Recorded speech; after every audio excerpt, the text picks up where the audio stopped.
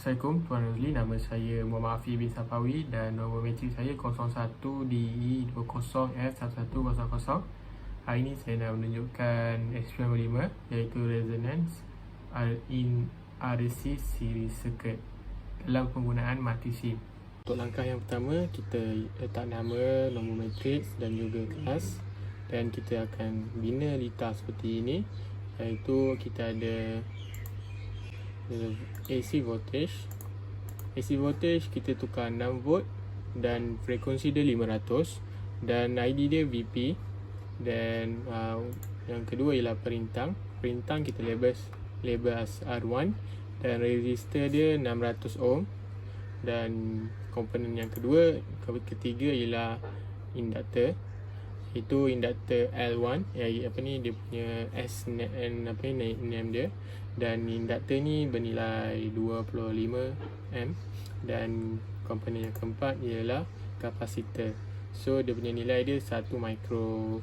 Okay, so kita gabungkan dia jadikan satu litar. Lepas tu kita letak voltage, lepas tu kita letak voltage ni, kita akan mencari voltage drop dekat perintang, so kita labelkan dia as VR. Lepas tu kita ambil V negatif tekan ni, lepas tu kita letak ke terminal bawah iaitu perintang. Lepas tu kita letak current. Lepas kita letak current, kita tukar ID dia sebagai I.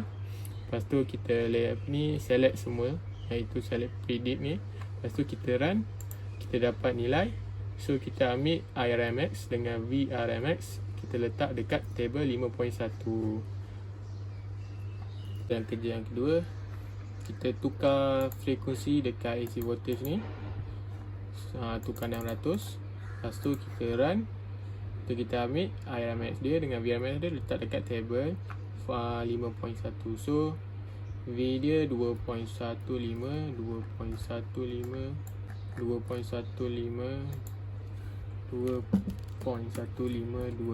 volt,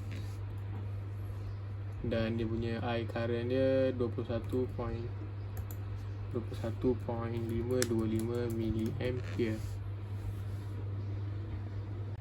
So untuk langkah yang ketiga, kita tukar dia punya frekuensi, tukar 700 dan kita run. So kita akan dapat nilai ni, iaitu IRMX dia dengan VRMX dia. So kita masukkan dalam table 2.7658 volt voltage dan current 27.658 mA. Okay, so untuk next step ialah 800 Hz. So kita dapat 34.392 mA dan 3.42492 volt. So kita masukkan dalam table 5.1 dan seterusnya 900, 950. So kita akan buat tukar lepas ni 900, 950, 1000, 1050 dan seterusnya. Okay, so untuk nilai 900 Hz, kita dapat voltage 4.0114 volt dan current dia ialah 40.114 mA. 40.114 mA. Alright. Okay, so kita tukar AC untuk 900 Hz, 950 Hz. So kita dapat voltage dia 4.1806 dan kadang dia 41.806 mA. Okay, so untuk Hertz 1000, kita dapat voltage 4.244 volt, 2424 volt, dan current kita dapat 42.424 mA. Okay, so untuk Hertz 1050, kita dapat voltage 4.1995 volt, 4.1995 volt, dan miliampere current dia kita dapat 41.995 miliampere. Okay, so untuk frekuensi 1100, kita dapat voltage dia 4.0734 volt dan 4.0734 volt, dan untuk current dia kita dapat 40.734 miliampere. So untuk 1200 Hz, voltage drop dia kita dapat 3.68 3.875 dan current dia 3.875 volt, dan untuk current dia kita dapat 36.875 miliampere.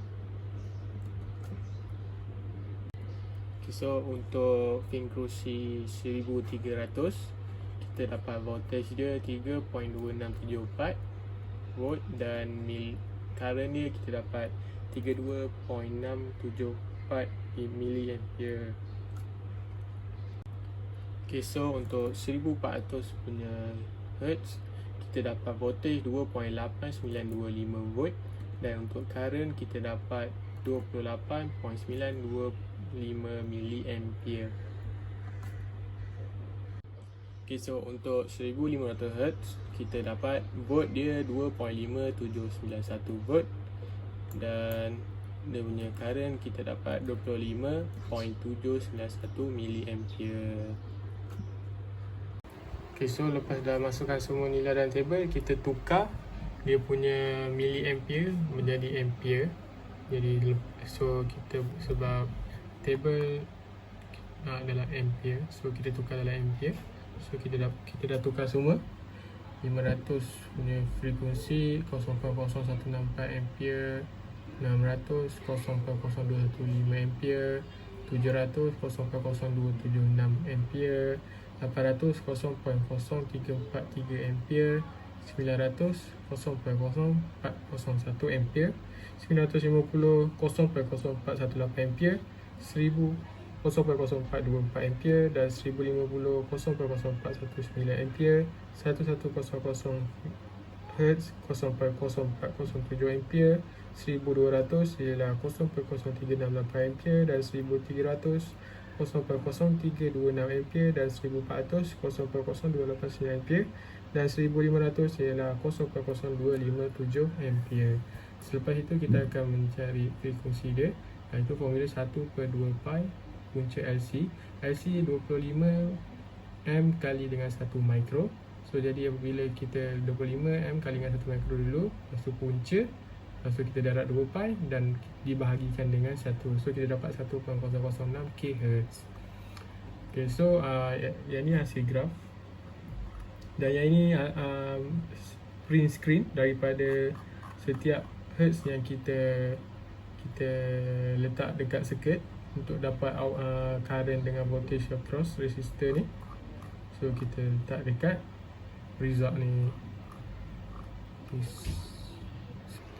Okay, so last sekali kita akan save file ni dalam multisim.